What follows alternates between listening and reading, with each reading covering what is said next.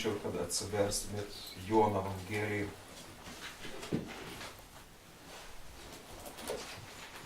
Jono Evangelija 10 skyrių.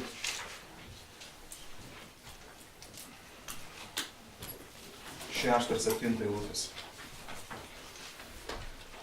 6 ir 7 eilutės. Gal tas bus tada reikia miško, karštą nors yra, ne?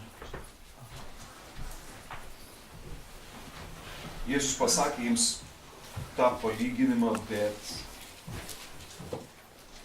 jie nesuprato, ką tai reiškia. Taigi, ko jie nesuprato, skaitau palyginimą nuo 10 skyriaus 1 eilutės.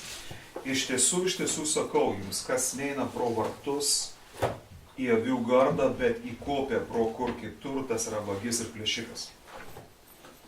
Kas pro vartus ateina, tas avių ganytojas, jiems sargas atkelia vartus ir avis klauso jo balsu.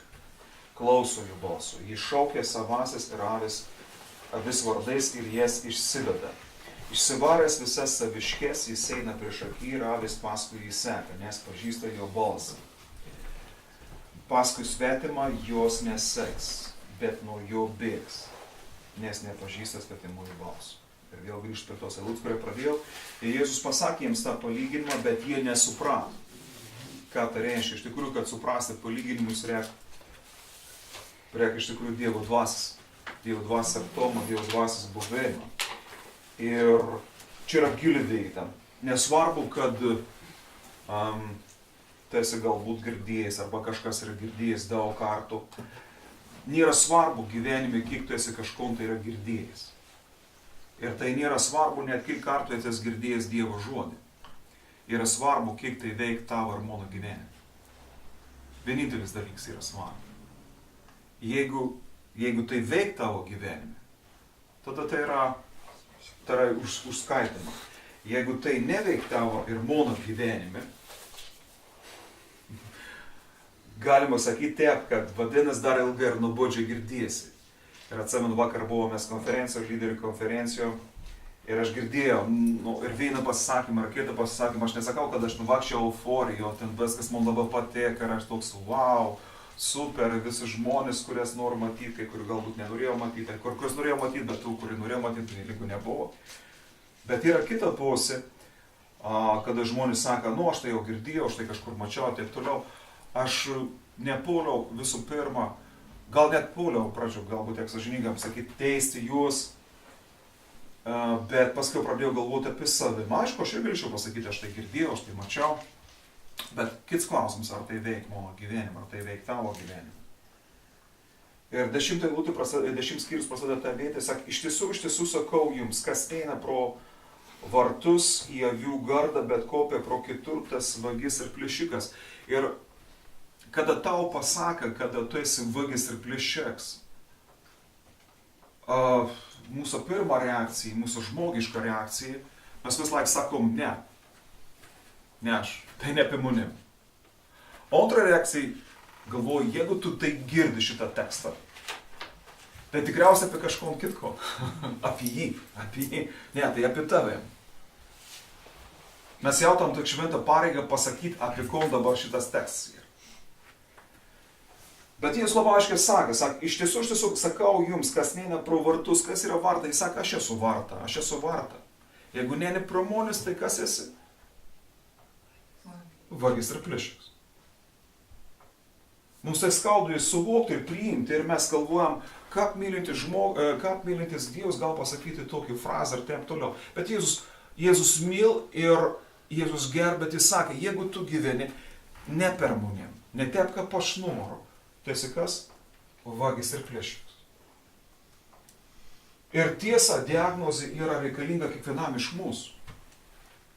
Ir galbūt turi praeiti daug laiko, kur mes suprantam, kad kad mūsų ta reakcija, kad tai ne aš, tai kaimyns, tai mano brolis, tai mano sesuo, tai mano vyrs, tai mano žens, tai mano dar kažkas, tai va tas krikščionis. Kad jeigu aš pakankamą ilgą laiką girdu tekstą ir pasakau, pagaliau mums dašils, kad tai galbūt velnių, tai šėtons. Ne, tai šėtons. Taip, šėtons ir vagis ir plėšikas. Jis sako, jis žino tai, jis tiktų ir jis dreb. Ano įtikinėti nereikia. Jis žino, bet sako, tai tu esi. Tu esi. Ir galbūt dabar yra aukų laiks ir mes galvojam, atgars, čia dabar tai trūkniai išmušinė pinigus, viską mes ant lanksti plišikai ir taip toliau. Žinot, tai ir paaukojama yra tik tas, veina tokia icebergo viršūnėlė, veina iš mažiausių, o visas mūsų gyvenims, visa tai, kas yra po vandeniu, kas mes esam, tai yra žymiai daugiau. Žymiai daugiau. Žymiai daugiau. Ir mano toks paraginimas yra ne todėl, kad čia dabar sukelti kažkoks emocijas arba kažkaip sakyti, nebūkim vagis ir plėšika, neapvokiam Dievą, neapvokiam bažnyčias, suprantat, ne tame esmė. Esmė tame, kad iš tikrųjų pagalvoti ne tik finansinius dalykus, bet ir pagalvoti visur kitur gyvenime, ar iš tikrųjų aš einu pro vartus. Ar tos situacijos aš einu pro vartus. Ar tos situacijos. Ypač, kur mes, aš sakyčiau, patikrinkit, ne ten, kur šiandien jau jūsų ranka dreb ar pažas prakaiton, bet ypač ten, kur jūs esat užtikrinti, įsitvirtinti, žinot, kad tai taip, amen, aleliuja. Vat tas veidas, kur jūs sakot, čia mums nieks nepajudins, patikrink. Iš kur tas užtikrintoms atėjo? Ar tyliu švelniu balsu Jėzus nesako tau, gal tu nelip per tvorą? Gal tu nesielk tie, kad man reikės tau pasakyti, tu esi vagis ir plėšikas. Ar suprantu? Ir šitą diagnozę tai nėra apkaltinimų, nėra pasmerkimų, nėra daugiau pinigų išmušimų. Tai yra iš tikrųjų, kada vagis ir plėšikas, jis suprant, kad jis yra vagis ir plėšikas ir jis priim tai yra pirmas žingsnis į atgalą, į atsivertėjimą. Į atsivertėjimą. Atsivertėme nuo to neįgėjimą, kad ne, aš nesu vagis plėšikas, bet sakyti, taip, aš esu vagis ir plėšikas. Bet tu, Jėzau, kabėjo dėl manęs ant kryžiaus nekaltas, o aš teisėta šiandien kabu. Ir žinau, kad daugelis iš mūsų, mes kabom šiandien savo reikalų, savo gyvenimus. Štai kodėl, kada iškels tam tikras situacijas ir mano ir tavo gyvenime, aš galbūt truputį išsiplėsiu, mes esam tokie siauri. Mes matom viskom per savo gyvenimą. Mes matom per savo prizmę ir žiūr, aš savim nežinau, kaip jūs pagaunu tam tikrus dalykus, matau šalim kažkokį problemą, matau šalim kažkokį klaustoką ir net nesureaguoju, ir net nesumirkščiu. Kodėl? Todėl, kad kabu savo reikalus ir jūs taip pat kabot savo reikalus. Ir kada tu kabi savo reikalus, tu labai reta tu gali pamatyti, kad ir kitam yra šalia sunkia, ir kitam skauda, ir kažkas to ir klausimų, ir kažkas kažko tai nedaro. Todėl Jėzus sakė, jiems pasakė, palygino, bet jie nesuprat, mes nesupratom, kodėl, todėl, kad kabam savo reikalus. Bet jie nesuprato, ką tai reiškia, Jėzus kalbėjo, iš tiesų sakau, jums aš esu vartai, ne Edgars, dink Dieve. Galiu labai nuoširdžiai, ne dėl pamokslo pasimavydams pasakyti, jau kam už tai lūtį man ir tokį svarą, sakau, viešpatie, atleisk maniai, aš šiandien, kad meldžiaus, net ilgų žodžių neištariau. Jeigu tu nori pasakyti, kam nors kokį tu bažnyčių lanką, tai tu gali pasakyti, pradėk bažnys pavadinimu. Ne plungis, miestą, evangelija, ne. Sakyk, aš lankau nusidėlių bažnyčią.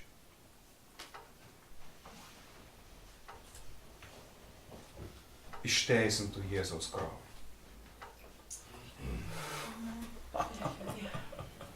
Padaryk pauzę ir paužbaig. Išteisintų. Aš lankau nusidėlių bažnyčią. Aš žinau, kad aš vis kažkam dar turbūt pasidalinsiu. Ar nepiktinu.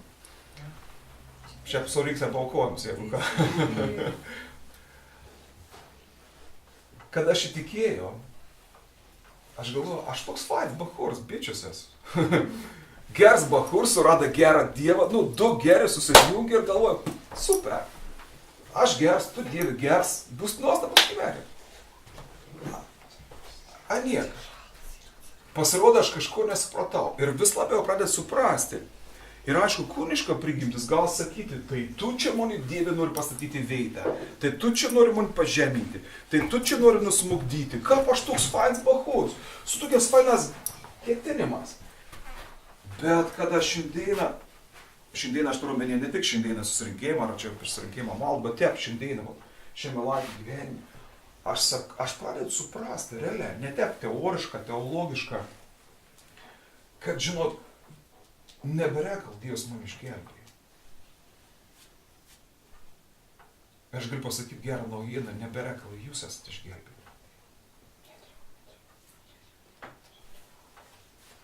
Tam tikrų vietų, žinot, mes esam kaip angelą. Jau sako,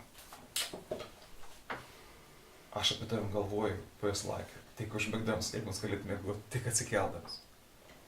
Bet žinau, kad neberekala kitą pusę esam išgelbėti. Nežinau, kaip jums, aš pradedu vis labiau suprasti, kad Dievas man išgelbė neberekal. Tam tikrus vietos aš esu žiaurė pavojingas žmogus. Ir čia yra melas. Jeigu numesti tos bajerius, tai čia yra melas. Kur mes dar gyvenam.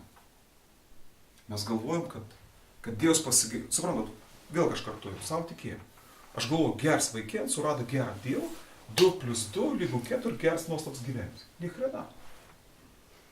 Ir man po 20 metų pradeda šėlti, kad nesvarbu, kad tu ten ar ten tavo chara. Suprantu, mes turim tais vaizdavimus. Mes turim vaizdavimus aplink savim, aplink kitus, taip toliau.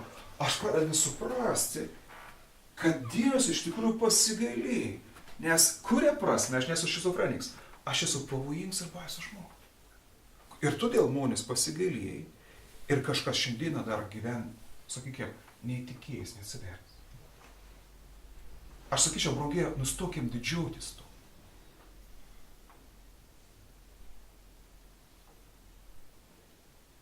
Dėkokim Dievui. Taip, mumise yra kažkas, kas mes buvom sukurti prieš pasaulį, sukūrėjimą. Dievas mums pasirinka. Dievas žinojo, kaip mes atėsam iš tai pasaulį. Dievas žinojo mūsų tėvus. Mes esam nuostabiai sukurti, esam fantastinė dalyka. Daugelis talentų yra mumise ir tur atsiverti per mumis. Bet kita tiesa yra tokia. Kodėl aš šiandieną, kodėl mes esame įtikėjami? Todėl, kad mes esam kažkam. Jeigu mes būtumėm neįtikėjami, jeigu aš būčiau kažkam neįtikėjęs, aš būčiau žiauriai pavojingas žmogus. Ir Dievų nebuvo kitą kelią, kad mane neutralizuoti ir pasiimti savo kelionę. Negalvokiam saldžiai, kad Jėzus tiesiog taip kaip ant tortą mėrė ant kryžiaus ir mes tokį geriuką pripuolėm, taip Jėzau, amen, aleliuja. Šiandien vis pasaulis labai sunerėjimas dėl ebolos viruso. Aš noriu pasakyti, mes esam tai pirmieji, kurie turėjom tą užkratą. Ką be būtų keista. Nežinau, ką jūs aptinkate į savo gyvenimą. Aš aptinku tobulėjimą. Ir tai nereiškia, kad Dievas man pastatė kompą ir susmogdė taip toliau. Aš pradedu realiai matyti savo gyvenimą. Ir matyti kitus žmonės. Ir supras. Čia Dieve, ačiū tau. Pasigailėjimas. Nes galbūt šiandien aš galiu tik teoriškai pasakyti, bet ir ne tik teoriškai, supratom tam tikrus dalykus, bet mes įdomu, aš pamatysiu, žinokit, kas galėjai būti. Ir aš jums sakau sąžininga, jūsų istorijos nebus gražesnis. Nes kiekvieną kartą, kad mes išeinam iš Dievo malonės, kiekvieną kartą, kada mes elgamės, jautamės, neatledam ir nenam pro vartus, jis labai aiškiai sako, vagis ir plėšikas. Ir tai nėra taip, žinot, karnavals. Žaidam vagis ir plėšikus, mes vargšai nusidėlį išgelbėti Dievo malonę. Pažadėjom iš tai, šiaip mes esam geri žmonės, bet tik to sėdėlė. Tikėjams nėra karnavals. Tikėjams nėra vaidinėms. Tikėjams yra realybė. Mūsų įvaizdžiai yra vaidinėms ir karnavals. Todėl ačiū Dievui. Ir šiandien aš noriu rinkti aukas ne todėl, kad po tai pamokslą reikėtų daugiau pridėti. Ne, galbūt mažiau. Galbūt atverti savo širdį, savo šikštom. Suprantu, būti nuoširdims, būti tikrims. Nes Dievas priėm nuoširdžiai auga, tikrai auga. Amen.